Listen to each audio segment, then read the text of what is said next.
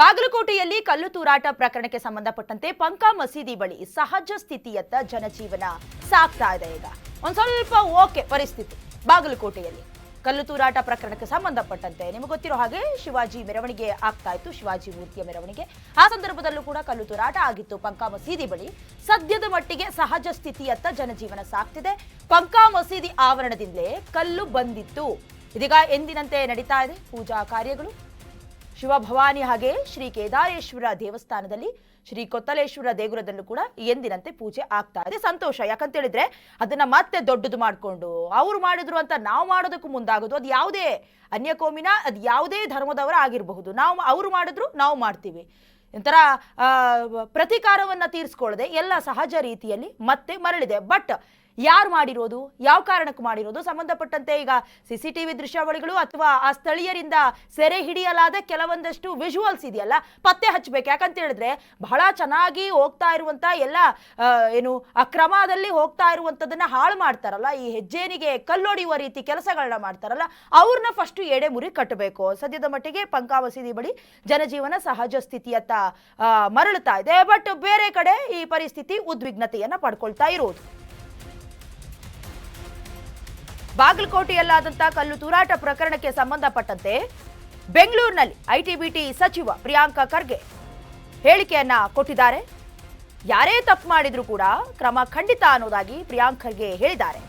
ರಾಜ್ಯದಲ್ಲಿ ಕಾನೂನು ಸಂವಿಧಾನ ಎಲ್ಲರಿಗೂ ಕೂಡ ಒಂದೇ, ಪ್ರಕರಣದಲ್ಲಿ ಯಾವುದೇ ಮುಲಾಜಿಲ್ಲದೆ ಕ್ರಮ ಆಗತ್ತೆ ಅನ್ನೋದಾಗಿ ಪ್ರಿಯಾಂಕ್ ಖರ್ಗೆ ಹೇಳಿದ್ದಾರೆ. ಒಂದು ಕಡೆ ಬಾಗಲಕೋಟೆಗೆ ಸಂಬಂಧಪಟ್ಟಂತೆ ಸ್ಟೇಟ್ಮೆಂಟ್ ಕೊಟ್ಟಿದ್ದಾರೆ. ಬಟ್ ಅವರ ಕ್ಷೇತ್ರದಲ್ಲೂ ಕೂಡ ಸೇಮ್ ಅದೇ ರೀತಿಯಾದಂಥ ಗಲಭೆ ಆಗಿದೆ. ಬಟ್ ಇದನ್ನ ಕಂಟ್ರೋಲ್ ಮಾಡೋದಕ್ಕೆ ಯಾವೊಬ್ಬ ಜನಪ್ರತಿನಿಧಿ ಆಗಲಿ ನಾಯಕರಾಗಲಿ ಬಂದು ನೀವು ಗಲಾಟೆ ಮಾಡ್ಕೊಳ್ಳಿ ಅಂತ ಹೇಳೋದಿಲ್ಲ. ಅದನ್ನ ಅರ್ಥ ಮಾಡ್ಕೊಳ್ಬೇಕು. ಅವರವರ ಹುಚ್ಚಾಟಗಳಿಗೆ, ಅವರವರ ಪುಂಡಾಟಗಳಿಗೆ ಸುಮ್ಮನೆ ಬಲಿಪಶು ಆಗಬಾರ್ದು ಅನ್ನುವಂಥ ಕಾರಣಕ್ಕೆ ಸಂಬಂಧಪಟ್ಟಂತೆ ಯಾರೇ ತಪ್ಪು ಮಾಡಿದ್ರೂ ಕ್ರಮ ಆಗತ್ತೆ. ರಾಜ್ಯದಲ್ಲಿ ಕಾನೂನು ಸಂವಿಧಾನ ಎಲ್ಲ ಒಂದೇ, ಎಲ್ಲರಿಗೂ ಒಂದೇ ಅನ್ನೋದಾಗಿ, ಪ್ರಕರಣಕ್ಕೆ ಸಂಬಂಧಪಟ್ಟಂತೆ ಯಾರೇ ತಪ್ಪು ಮಾಡಿದ್ರೂ ಮುಲಾಜಿಲ್ಲದೆ ಕ್ರಮ ಆಗತ್ತೆ ಅನ್ನೋದಾಗಿ IT-BT ಸಚಿವ ಪ್ರಿಯಾಂಕ್ ಖರ್ಗೆ ಹೇಳಿಕೆ ನೀಡಿದ್ದಾರೆ.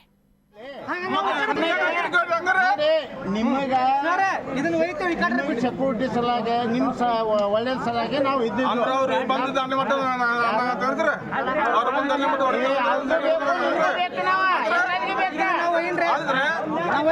ನೋಡಿ, ಯಾರೇ ಇರಬಹುದು, ತಪ್ಪು ಮಾಡಿದ್ರೆ ಖಂಡಿತವಾಗಿ ಕಾನೂನು ಕ್ರಮ ಆಗ್ತದೆ. ಯಾವುದೇ ಸಮಾಜದವ್ರು ಇರ್ಬೋದು. ಈಗ ಕಲ್ಲು ತೂರಾಟ ಯಾರು ಫಸ್ಟ್ ಮಾಡಿದಾರೆ ಅಂತ ಈಗಾಗಲೇ ಪ್ರಿಲಿಮಿನರಿ ಇನ್ವೆಸ್ಟಿಗೇಷನ್ ಅಲ್ಲಿ ಗೊತ್ತಾಗ್ತಾ ಇದೆ. ಯಾರಿಗೂ ಕೂಡ ನಿಯಮಗಳು ಬೇರೆದಿಲ್ಲ.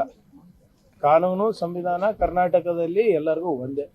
ಯಾವ ಸಮಾಜ ನೋಡಲ್ಲ, ಹಿಂದೆ ಮುಂದೆ ನೋಡಲ್ಲ. ಯಾರು ಕಾನೂನನ್ನ ಕೈ ತಗೋತಾರೆ ಅದಕ್ಕೆ ಅವರಿಗೆ ತಕ್ಕ ಶಿಕ್ಷೆ ಆಗುತ್ತೆ. ಇದರಲ್ಲಿ ಯಾವುದೇ ಮುಲಾಜಿಲ್ಲ. BJP ಅವ್ರು ಏನಾದ್ರು ಹೇಳಿ ಅವ್ರ ಪ್ರಕಾರ ನಡೆಯಕ್ಕಾಗ್ತದ? ಕಲ್ಲು ತೂರಾಟ ನನ್ನಿಂದ ಆಗಿದ್ರೆ ನಾನು ಜೈಲಲ್ಲಿ ಇರ್ತೀನಿ ಅಷ್ಟೇ. ಅದರಿಂದ ಯಾವ ಓಲೈಕೆ ರಾಜಕಾರಣನೂ ಇಲ್ಲ, ಯಾರು ಮನ್ಸು ಬಂದಂಗೂ ಮಾಡ್ಲಿಕ್ಕೆ ಆಗಲ್ಲ. ಎಲ್ಲದಕ್ಕೂ ಒಂದು ನಿಯಮ ಅಂತ ಇದೆ. ಆ ನಿಯಮದ ಪ್ರಕಾರ ನಡ್ಕೋಬೇಕೆಲ್ಲರೂ. ಬಾಗಲಕೋಟೆಯಲ್ಲಿ ಕಲ್ಲು ತೂರಾಟ ಪ್ರಕರಣಕ್ಕೆ ಸಂಬಂಧಪಟ್ಟಂತೆ ಗಾಯಾಳು ಆರೋಗ್ಯ ವಿಚಾರಿಸಿದ್ದಾರೆ ಬಿಜೆಪಿ ರಾಜ್ಯಾಧ್ಯಕ್ಷ BY ವಿಜಯೇಂದ್ರ.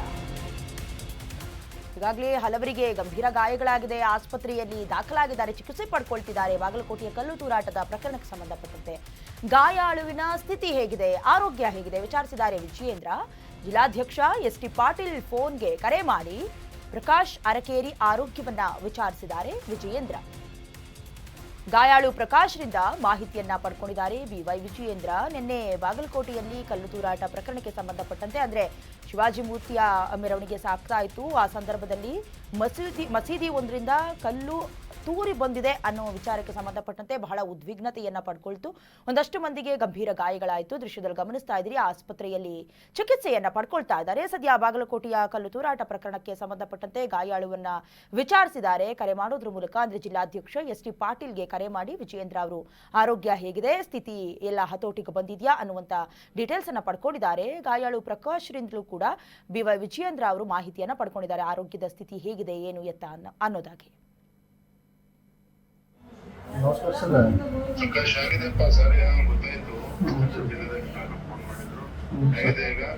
ಒಂದು ಸ್ವಲ್ಪ ಇನ್ನೊಂದು ಸ್ವಲ್ಪ ನೋವು ಸರ್, ಒಳಗೆ ಜಗ್ಗಾಕತ್ತೆ ಸರ್. ನೀವು ಸರ್ ಹ್ಞೂ ಸರ್ ಆಯ್ತು ಸರ್ ನಮಸ್ಕಾರ ನಮಸ್ಕಾರ ಸರ್ ಸರ್ ಕಲ್ಲಿನ ಪೀಸ್ ಸಿಕ್ಕೊಂಡಿದೆ ಸರ್ ಬೋನಲ್ಲಿ